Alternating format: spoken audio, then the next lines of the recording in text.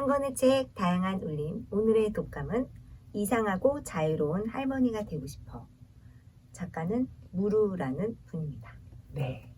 무루는 박서영 씨인데, 그쵸? 이름이 무루입니다. 네.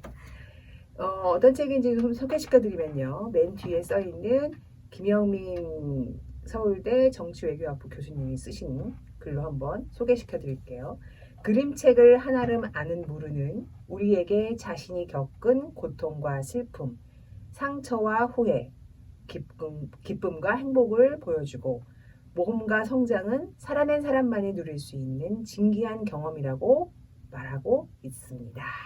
네. 진귀한 경험. 네. 그래서 진귀한 경험이 이제 동화책 이야기다라고 네. 생각하면 되겠죠. 그러면서 이제 이 책에서 챕터별로 자신이 살아온 이야기를 그림책과 함께 섞어서 네, 이야기를 하고 있어요. 인생은 여행이 아니지만 뭐 세상의 끝에 있는 너에게 그 숲엔 판타지가 산다. 고향이라는 이름의 문, 그리고 마지막에 그렇게 할머니가 된다. 이렇게 소개하고 있습니다. 그래서 책을 소개하는 책을 좋아하시는 분들은 또 읽어볼만 하고 특히 그 책 중에서 그림책, 동화책을 좋아하시는 분들은 또 요걸 읽어보면 쫙 또 리스트업이 나오죠. 네. 뭐 요즘 그림책은 0세부터 100세까지 읽는 것이다. 뭐 이런 책이 이런 이야기도 있고 그리고 그림책은 좋은 점이 뭐냐면 굉장히 공을 많이 들인 그림이 많이 들어있다. 아, 그렇죠. 네, 이런 그렇죠. 면에서 그 하루에 힐링이 될 수 있는 한 권 짧은 이야기가 네. 그래서 좋습니다. 그래서 개이득이다 뭐 이런 느낌으로 들려요. 그럼요. 내가 시간이 많이 없는데 오늘 한번 힐링하고 싶다. 네. 이런 책 다 읽을 수는 없다. 그쵸. 그러면 네. 요거 한 권 빌려서 읽으면 됩니다. 제가 항상 저자 소개를 하는데 저자 얼굴을 안 찾아보고 왔습니다. 뭔가 신비감을 좀 부여하고 싶은 저자예요. 네. 박서영이라는 분이고요. 어른들을 위한 그림책을 안내하는 안내자고 지금 고양이와 함께 사는 고양이 집사 그리고 비혼주의자라고 하는데 그냥 뭐 비혼주의자인데 뭐 주변에서 너무 결혼하라고 그래서 비혼주의자 선언을 할 수밖에 없는 그런 입장이었다는 게 약간 이 책에서 나오고요. 네. 그리고 또 실제로 여러 가지 번역을 했어요. 여기 서미의 주먹 또 번역을 하시고 또 마음의 지도, 할머니의 팡도르를 번역하신 또 번역자이기도 합니다. 네. 무엇보다도 3명의 조카에게 진짜 좋은 이모와 좋은 할머니가 되기 위해서 자기 수양을 굉장히 하고 계신 분이라고 생각이 됩니다. 네. 제가 한마디로 이 책을 얘기하자면 나 혼자 산다의 글 버전이다. 오, 맞아요. 나 혼자 산다의 동화책을 읽는. 네. 그리고 제가 이 책을 읽으면서 한 가지 키워드를 발견했어요. 인생 키워드. 호기심을 놓치지 말라. 호기심이군요. 네. 저는 그래서 호기심을 계속 가지고 사는 거를 이 책을 보고 하나는 느꼈습니다. 저는 이상하고 자유로운 할머니가 되고 싶어 이런 게 책 제목인데 이미 이상하고 자유로운 할머니 생각을 가지고 있어. 근데 이제 할머니라는 게 뭐 내가 터부한 게 아니라 다정하고 안정적이고 그리고 좀 더 깊이 있고 이런 시각이라면 이 할머니의 시각이 이미 여기 녹아 있어서 저는 뭐 100% 이상하고 자유로운 할머니가 된다. 뭐 되고 싶어가 아니라 저절로 될 것이다 라는 강한 확신을 얻게 해주는 그리고 이제 할머니란 말을 저도 생각을 해봤는데 할머니 이 얼굴 그림이 앞에 있는 걸 한번 보시면 모두 다 사랑하고 있어요. 여기 있는 뭐 동물, 식물 그리고 사람들 네. 이런 사람이면 할머니가 돼도 충분하지 않을까. 네, 그렇죠. 아무튼 그렇습니다. 네. 그러면은 발가락이 또 이렇게 재밌는 책을 많이 가져왔으니까 요 책에 나오는 또 가져온 책들을 좀 이야기해 볼까요? 네. 처음에 이제 이분이 태어난 아이라는 산호엽고 선생님이 글과 그림을 그리신 일본 분이시죠? 그 100만 번 100만 번 사는 고양이 완전 유명한 그렇죠. 저 잘 모르는데도 아는 네. 그래서 이 책에는 우리가 태어나서 어떻게 이 세상을 바라보고 있는가 이런 그림들이 막 나와 있어요. 그렇습니다. 빨간색이 너무 예쁘죠. 빨간색이랑 초록색을 그 부분을 시작해가지고 경계에 다 그렸는데 약간 크리스마스 같기도 하고 너무 예쁘네요. 네. 그러면서 이제 이 책 시작 편에 이 태어난 아이에 대해서 이렇게 나와 있어요. 태어난 아이에는 세상의 희노애락으로부터 완전히 차단된 평온이 있다. 그곳에서 아이들은 저마다 만족스러운 삶을 살아간다. 태어나지 않아도 모든 것을 가진 아이와 태어나지 않았으므로 아무것도 가질 필요 없는 아이. 이유는 달라도 두 아이 모두 태어나고 싶지 않은 마음은 같다. 애써 태어날 필요가 없는 것이다. 이런 이야기가 들어있다고 소개를 하고 있습니다. 우리는 태어나기로 결심한 아이다. 네. 대단한 아이다. 네, 라는 그렇죠. 어떤 자긍심을 갖자. 뭐 이런 내용인 거죠. 네. 그래서 이제 그 산호요코 책은 굉장히 하색적이기도 하지만 깊은 울림을 주는 책이 굉장히 많아요. 아까 꼬미가 얘기한 것처럼 뭐 100만 번 산 고양이도 그렇고 그리고 그 자기 철학서 같이 쓴 책도 있고 네 그렇습니다. 자 그리고 또 이분이 번역한 책 중에 성의의 주먹이라는 책이 있는데 이것도 굉장히 유명한 그 그림 작가인가 봐요. 네. 비올레타 로피즈라는 사람이 그린 건데 그림이 너무 예쁘더라고요, 진짜. 그래서 이 책은 아까 말씀드렸지만 그림을 한번 보시면 반하지 않을 수 없다. 그림은 그쵸. 성의. 그래서 주먹. 여기에 이제 주먹이라는 아저씨가 나오는데 이 아저씨 얼굴이 우리가 생각하는 그런 아저씨가 아니라 모든 것을 자연을 담고 있는 아저씨. 그쵸. 네. 얼굴이 다 자연인 아저씨.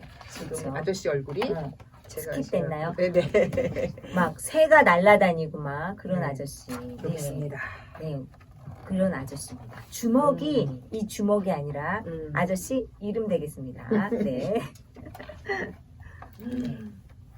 그런 이제 이야기가 나오고 그리고 우리가 또 되게 재밌게 다 좋다 한 그 작품이 있는데 저 한 구덩이 하나 좀 소개해 볼까요? 네. 25페이지에 네. 구덩이라는 거는 삽질하다 이런 게 우리나라 말에는 중의적이잖아요. 그냥 그 내가 무슨 구덩이 파기 위해서 음. 삽으로 일을 하다 이런 뜻 하나와 하나랑 그 다음에 괜히 고생하는 거 쓸데없는 짓 했네 이게 있잖아요. 네. 근데 이제 일본에는 그런 게 없음에도 불구하고 구덩이란 이야기로 그런 뜻을 담아낸 거죠. 그래서 이제 구덩이를 파고 그 안에서 본 세상이 너무나 아름답다는 거죠.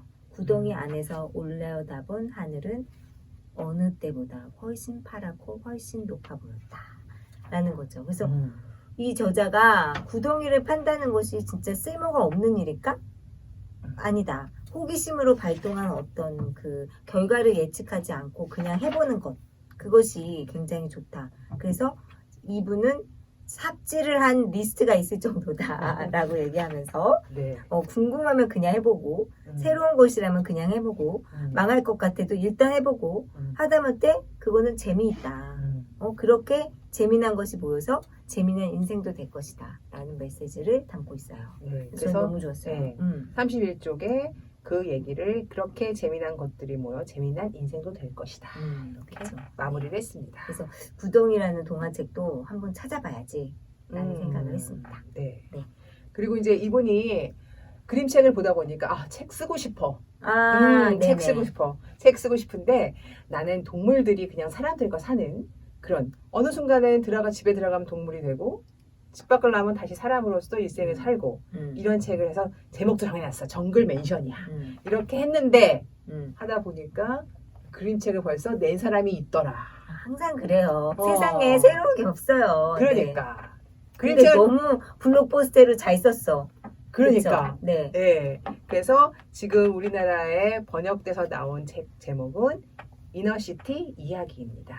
네. 이너시티 이야기에는 근데 이제 여러 가지 이야기들이 이 동물을 의인화해가지고 쓰고 있는데 이 중에서 악어 이야기가 제일 재밌었고 이분도 이제 그 얘기를 여기다가 살짝 소개를 했어요. 슌텐이라는 이제 그림을 같이 그리시는 분이에요. 이분은. 네. 그렇죠. 아까는 이렇게 사노 요코도 마찬가지로 그렇게 했는데 그림책을 보면 그림 작가, 글 작가 따로 있는 사람도 있는데 슌텐은 같이 그리는 작가고 굉장히 유명하고 나름대로 블록버스터다. 네. 그렇죠?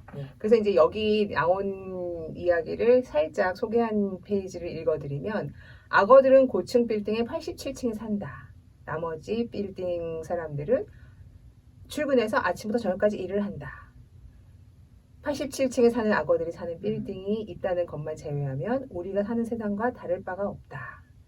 그래서 아무도 알지 못하지만 악어들이 살고 있고 이 악어들은 애시당초 늪지대고 악어들의 땅이었다. 사실을 기억한 사람은 아무도 없지만 악어들은 그렇다.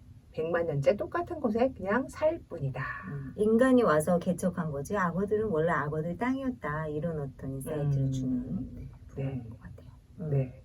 근데 진짜 동물들이 우리 뭐 로드킬 얘기도 하지만 로드킬을 우리 도로에 침범한 동물로 보는 시각이 아니라 원래 여기는 동물들이 뛰놀던 공간이었는데 인간들이 너무 많은 개간을 해서 이게 지금 비정상적인 지구다라는 인식의 전환 이런 것들이 동화책에 끊임없이 나오고 특히 이 쇼테는 이너시티라는 이야기로 정말 아름다운 그림, 약간 몽환적인 그림 이거를 형상화한 거죠. 네. 저는 그 쇼텐이 그린 빨간 나무라는 진짜 책을 진짜 좋아하는데 이 빨간 나무에는 단발머리 소녀가 하나 나와요. 세상과 소통하지 못해. 세상은 귀머거리 기계 막 이래요. 근데 맨 마지막에 동화책이 엄청난 희망을 주는 그림이 하나 나오는데 커다란 빨간 나무가 있어요. 소녀가 옆에 딱 있다. 그래서 세상이 나를 이해 못하고 모두 다 귀머거리 기계고 공장 같아도 나에겐 빨간 나무가 있으니까 괜찮다라는 겁니다. 그래서 마음속에 빨간 나무 하나 키워야겠다라는 강력한 어떤 조언을 해주는 책이에요. 그리고 이 그림책은 그림도 좋지만 항상 그 단어나 이런 선별이 책보다 훨씬 신중을 기하는 약간 시 같은 책들이 많잖아요. 그래서 한 구절 한 구절이 정말 재밌습니다. 그래서 번역도 더 심혈을 기울일 것 같아요. 그럼요. 그래야죠. 네, 그래야죠. 그러면은 우리 마지막으로 할머니의 팡도르. 빵 이름인 거죠. 네, 팡도르란 빵이 있는데 이 빵이 이제 크리스마스 때 그 할머니들이 주로 오랜 시간에 걸쳐서 한 땀 한 땀 만드시는 그런 빵인데 요게 그림에 나오는 이 형상이 사신입니다. 사신. 저승사자죠. 그렇죠. 우리나라식으로 하면 찾아왔어요. 근데 이제 할머니가 계속 연장을 하는 거죠. 내가 여기까지만 만들게. 이 빵에 뭐 설탕만 만들게. 뭐 업까지 만들게. 해서 결국 이 사신이 그거를 기다려주다가 먹었습니다. 네. 먹고 맛있는 빵도를 먹고 난 다음에 이렇게 자신의 어떤 망토 좀 벗어봅시다. 이렇게 해서 벗었어요. 그 다음에 할머니가 대신 쇼를 줘가지고 그 쇼를 두릅니다. 그래서 이제 이런 그림으로 바뀌었어요. 검은 망토를 벗고 아름다운 쇼를 해서 원래 얼굴로 돌아왔습니다. 하지만 이제 결국 이 사신이 다시 깨닫고 할머니랑 같이 이렇게 가게 되는 마지막에는 이런 그림으로 끝나. 그러니까 할머니를 잡아간다고 하면은 그 좀 교화됐다고 해야 될까요? 하여튼 그 사신이 할머니를 안고 올라가는 그런 장면으로 변한 건 아닐지 생각이 되네요. 네. 그리고 이제 마지막으로 그러니까 우리가 어떤 식으로 살아가야 되는지 끝까지. 이 책이 이상하고 자유로운 할머니가 되고 싶어잖아요. 그래서 이 책의 맨 마지막 챕터가 그거예요. 이 저자가 비혼주의자이기 때문에 뭐가 되죠? 독거 노인이 될 것이다. 나는 독거 노인이 될 것이다. 슬픔 없이 그냥 다이렉트로 그렇죠? 그러면은 나는 어떻게 살아야 될까라는 이제 사유로 가는데 어떤 게 좀 와닿았어요? 할까요? 저는 이제 그 얘기를 하면서 뭐 중산층의 조건, 노년의 조건 이런 거를 다른 데서 이제 들은 얘기를 썼어요. 근데 이제 그 중에서 뭐 이동진이 이런 말을 했다. 노년의 삶에는 호기심, 유머, 품위가 필요하다. 그것만 있으면 노년이 나쁘지 않다. 그랬는데 저는 그 중에서 호기심, 처음에도 얘기했듯이 호기심이 가장 중요한 것 같아요. 저는 이 저자가 그 강조한 게 저는 와닿았어요. 습관이라는 거는 이제 몸에 붙인다는 건데 음. 그 노인이 된다는 거는 오랜 시간의 습관을 만들 수 있는 절호의 기회입니다. 그렇죠? 시간을 이제 계속 체득하는 거기 때문에 뭐 지금부터라도 빨리 깨달아서 내가 노인이 됐을 때 저절로 되는 거, 저절로 좋은 습관이 체득이 돼서 저절로 되는 것들이 많아질수록 굉장히 좋겠다. 왜냐면 그때 막 힘들어서 뭐 노력해가지고 뭐 하기가 힘들 것 같아요. 그래서 저는 좋은 습관을 몸에 붙이자. 그래서 이제 159쪽에 이렇게 쓰셨습니다. 나쁜 습관들은 되도록 버리고 좋은 것들만 아주 조금 남아 단순하지만 아름다운 리듬을 가진 노래 같은 삶을 살고 싶다. 노래 같은 삶을 살면 좋을 것 같아요. 좋네요. 멋있네요. 네. 내 마음은 평온하다. 이렇게 그 아침에 피아노? 라는 책? 이건 누구 책이지? 잠깐만. 김진영 씨의 아침의 피아노 한겨레 출판 이렇게 나오네요. 이 책의 마지막 문장을 알려드리면 내 마음은 평온하다 라고 쓴 김진영의 아침의 피아노라는 책의 글귀를 인용하면서 나는 조금 설레며 기다린다. 할머니가 되는 나를 이러면서 마치고 있습니다. 네. 발가락 어떻게 총평, 발가락의 총평. 발가락의 총평. 그리고 저는 호기심을 잃지 않고 그 프랑스인들은 중산층의 삶에서 자기만의 요리법을 갖고 있어야 된다고 생각하더라고요. 근데 뭐 악기도 좀 늦은 것 같고 뭐 사람들한테 좋은 영향을 주는 것도 할 수는 있지만 자기만의 요리법 하나 개발하면 어떨까? 그래서 꾸미가 우리 집에 노년이라서 놀러 왔을 때 내가 맛있는 거 하나 해줄게. 팡 도는데 팡 돌려? 이러면 어떨까? 저도 그걸 목표로 할까 봐요. 그래요? 아니, 저는 일단 악기는 재능이 없는 걸 알았고. 알았어요? 삽질을 많이 했기 때문에. 해봤더니. 저는 약간 소거법으로 삽질을 해서, 이건 아니고, 이건 아니고, 이건 아니고다. 라는 데이터가 있는데, 아직 요리는 소거를 못했어요. 그래요? 요리를 한번 해봐야 되겠다. 저도 생각했습니다. 네. 자기만의 레시피 만들기. 이거를 하나에 추가하면서 오늘 책 읽기 마칠게요. 안녕히 계세요. 안녕히 계세요.